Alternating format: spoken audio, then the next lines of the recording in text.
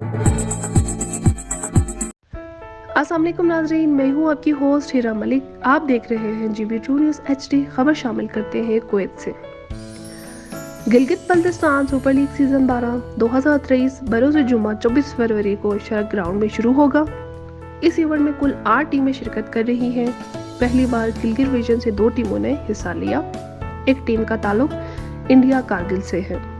टीमों का नाम इस तरह से है: K2 heroes, Baltistan 11, friends Kargil, jubilee red, jubilee green, करस किंग, शरक 11 और शिगर 11 शामिल हैं।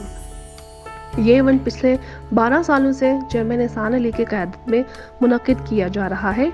इस इवेंट की ख़ास बात यह है कि फ़ाइनल के दिन जश्न नौरोज़ फेस्टिवल भी शायान शान तरीके से मनाया जाता है।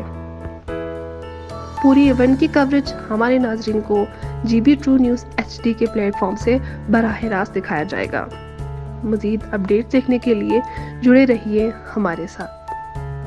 अगर आप हमारे चैनल पर नए हैं तो वीडियो देखने से पहले आप GB true news HD channel को लाइक करें, सब्सक्राइब करें और बेल आइकन पर ज़रूर क्लिक करें ताकि हमारी आने वाली तमाम वीडियोज़ आप तक बर वक्त पहुँच सकें।